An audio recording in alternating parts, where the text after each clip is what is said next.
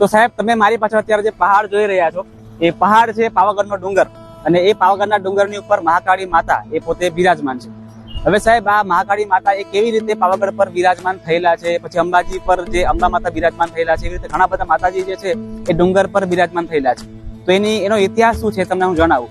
તો વાત કાંઈક એવી છે કે ભાઈ શંકર ભગવાન જયારે તાંડવ કરી રહ્યા હતા, માતા સતીને પોતાના કંધા પર મૂકીને એ બરાબરનો તાંડવ કરી રહ્યા હતા, બરાબરના ગુસ્સામાં હતા. તો ભગવાન વિષ્ણુએ એમને શાંત કરવા માટે પોતાનું ચક્ર એ એમના પર ફેંકે છે, અને ચક્ર ફેંકવાના કારણે એ માતા સતીના, માતા પાર્વતીના 51 ટુકડાઓ થયેલા છે. અને 51 ટુકડાઓ એ અલગ અલગ જગ્યાએ જઈને પડ્યા, અને અલગ અલગ જગ્યાએ જઈને જે જગ્યાએ પડ્યા હતા એ જગ્યાએ શક્તિપીઠની રચના થઈ, એટલે શક્તિપીઠ બનાવવામાં આવ્યા. અને એ 51 શક્તિપીઠમાંનું એક શક્તિપીઠ એટલે આ પાવાગઢ કહેવામાં આવે છે. આવા ઘણા બધા શક્તિપીઠ તમે જાણો છો, તેવી રીતે અંબાજી છે, ચોટીલા છે, વૈષ્ણવ દેવી છે, પાકિસ્તાનમાં આવેલું હિંગળાજ માતાનું મંદિર છે. આવા 51